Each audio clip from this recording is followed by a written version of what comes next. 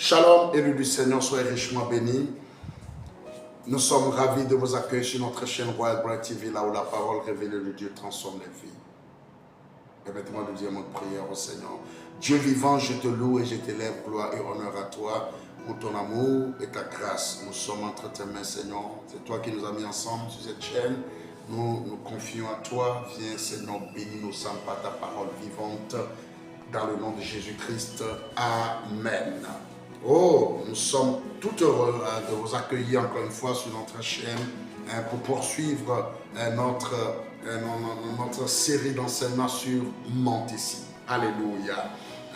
Dieu nous appelle à quitter la vallée des émotions pour pouvoir aller au sommet de la montagne de la révélation. Parce qu'il a tellement de choses pour nous. Amen. Après avoir parlé, étudié le cas de Jean qui était sur l'île de Patmos, l'île d'isolement, le patriarche Abraham, amen, qui devait monter sur la montagne de la foi, de l'obéissance, amen. Après avoir parlé également de Moïse, le Seigneur dans son amour nous conduit vers un autre géant, Élie de Tishbit. Amen. Et le titre de cette séance c'est la montée du découragement à la révélation. Amen. Nous devons monter pour entendre la douce, subtile et merveilleuse voix du Seigneur. Alléluia. Vous savez, Élie était un grand et puissant homme de Dieu, mais quelque chose est arrivé dans sa vie. Amen. Élie est devenu fragile, épuisé, découragé et il était au bout de lui-même. Je vais lire dans 1 Roi au chapitre 19, la lecture est un peu longue mais je vais couper. Je vais juste lire le verset 8. La Bible dit ceci. Il se leva, mangea et but. Et avec la force que lui donna cette nourriture, il marcha 40 jours et 40 nuits jusqu'à la montagne de Dieu à Horeb. Alléluia. On peut continuer jusqu'au verset 13, voyez-vous, jusque même à la fin de ce chapitre. Amen. Alors, Élie est un puissant serviteur de Dieu, un grand prophète de Dieu. Amen. Élie venait juste de vivre une grande et éclatante victoire. Il a fait descendre le feu sur le mont Carmel. Amen. Où il a confondu les prophètes de Baal et d'Astarté. Il les a passés au fil de l'épée, il les a tués. Il a ramené Israël, amen, à l'adoration du vrai Dieu. Parce que Israël clochait des deux côtés. Alléluia. À cause du culte impie et ignoble. Cacam, ce roi renégat et sa femme Jézabel ont introduit en Israël. Amen. Et Élie devait venir restaurer. Élie devait venir ramener les cœurs, alléluia, d'Israël vers son Dieu. Mais après avoir fait cela, soudain, ce grand géant spirituel est devenu un homme brisé. À la menace de Jézabel, Élie s'est mis à fuir. Amen. Frères et sœurs, même les plus grands serviteurs de Dieu peuvent connaître la fatigue émotionnelle, le découragement peut s'inviter dans leur vie. Amen. Élie a fui dans le désert. Élie s'est couché sous le génin. Amen. Mais vous savez, Dieu ne l'a pas condamné. Parce que Dieu n'écrase pas le roseau qui est brisé déjà. Dieu ne l'a pas du tout condamné. Au contraire, Dieu a envoyé un ange prendre soin d'Élie. Il y a eu un corbeau qui l'a nourri. Un ange, et c'est Dieu qui l'a voulu ainsi.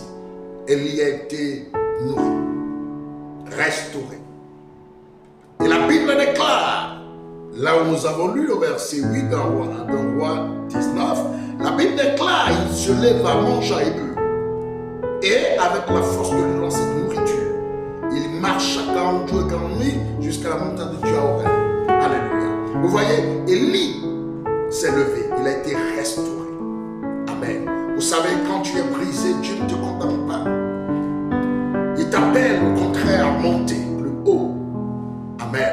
Pour te parler autrement. Ah, Dieu aime tellement ses enfants. Parce qu'il a un mandat qui nous a assigné.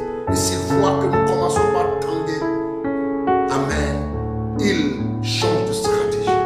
Alléluia. C'est ce qu'il avait fait avec Élie. Et Élie devait aller au sommet du mont Horeb. Il a vécu une éclatante victoire au sommet du mont Carmel. Maintenant, il faudrait qu'il aille sur le mont Horeb. Mais il a fallu qu'il soit restauré.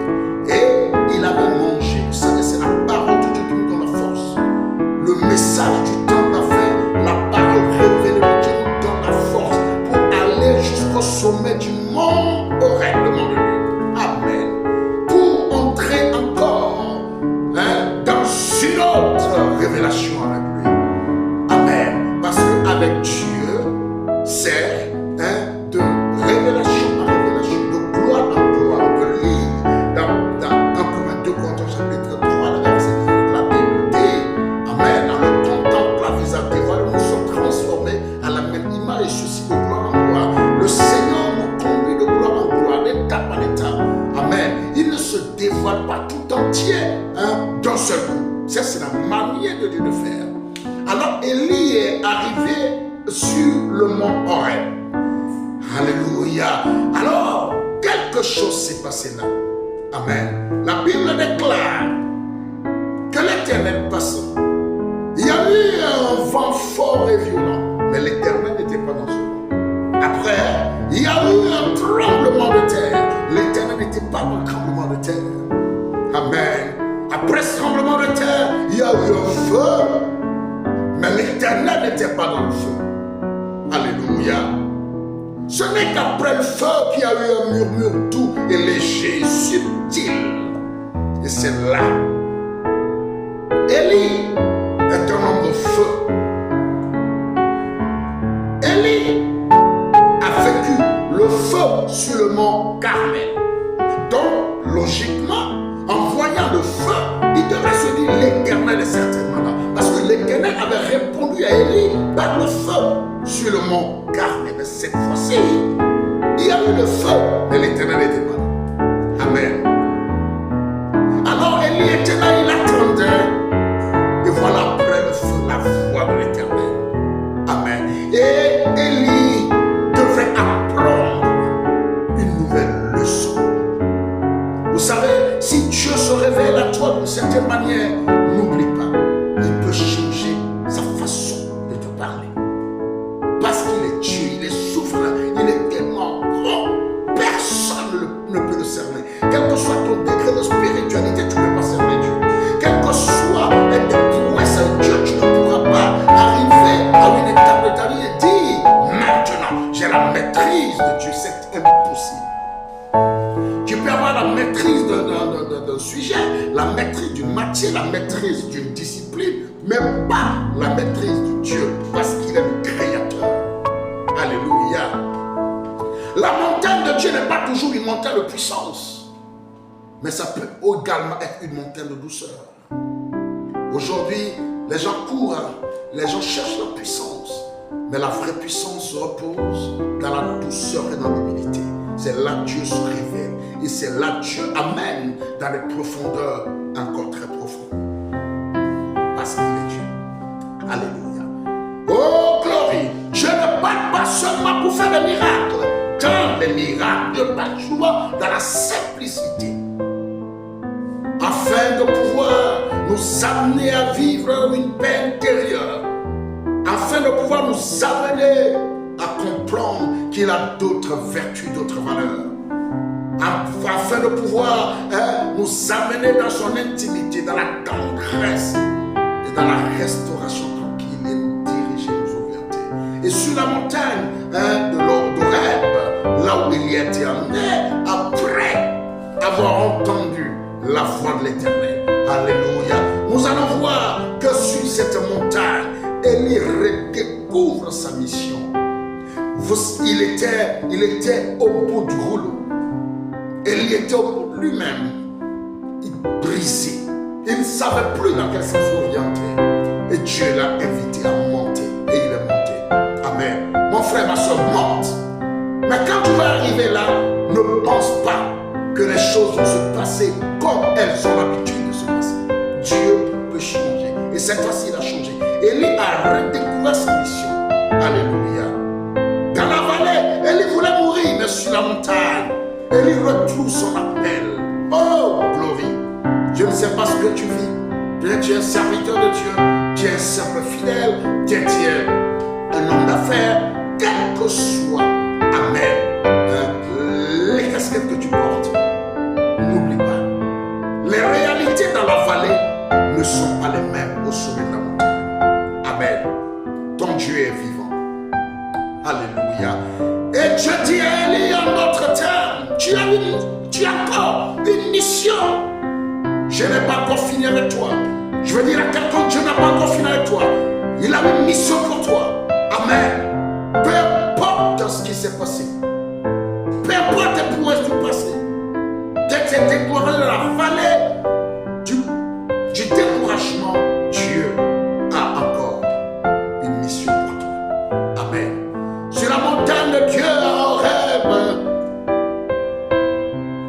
Dieu te révèle que ta vie n'est pas terminée, que ton appel n'est pas éteint et que ton histoire n'est pas finie, que ça va continuer par s'écrire. Alors, écoute, élu du Seigneur, ne tremble pas. Élu du Seigneur, ne brûle pas. Élu du Seigneur, ne donne pas. Des fois, Dieu parle calmement. Amen. Ce n'est pas toujours dans le spectacle qu'il te bénisse richement et qu'il t'aide dans ce jour à redécouvrir la paix perdue, à redécouvrir cette forme de paix, cette calme et cette douceur, ta mission. Amen. Et savoir que ton avenir est assuré. Monte dans la prière quand même tu es découragé, car quelque chose t'attend. Monte dans le silence quand même tu n'entends rien. Amen. Monte dans sa présence quand tu ne sens rien, car sa voix douce te restaurera. La montée guérit l'âme, n'est-ce pas? Il veut te guérir. Que Dieu te bénisse ce jour. Merci tendre Père pour ton amour et ta grâce. Merci pour ta parole de vie. Je sais que tu bénis et tu as béni mon frère, tu as béni ma soeur.